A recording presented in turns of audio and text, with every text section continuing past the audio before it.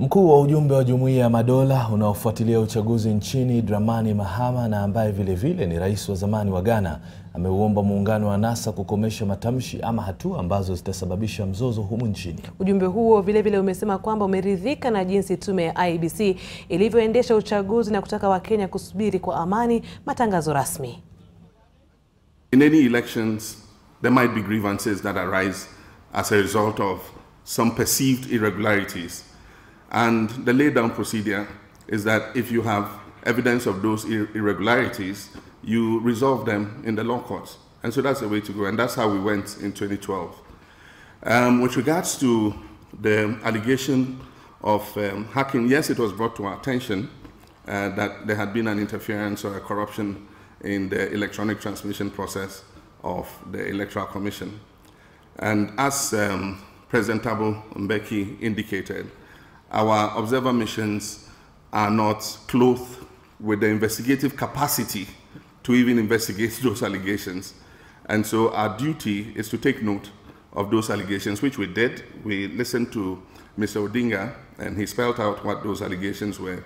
And those allegations were directed to the IEBC.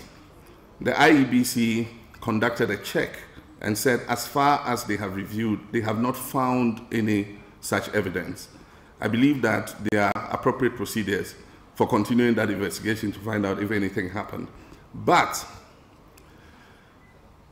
elections, the integrity of elections are guaranteed by the backup systems that support those elections. So giving, but not admitting that there was a hacking, there are backup systems to still guarantee the integrity of the elections. And that is why in the case of the Kenyan elections, it said that once the voting had ended, the results at the polling station level, that is the raw data at the polling station level, were going to be transmitted alphanumerically directly to the tallying center. And those are the figures that we keep seeing advertised on the television screens. But the more rigorous work and the safeguard of this election is the scanning of the Form 34As at the polling station.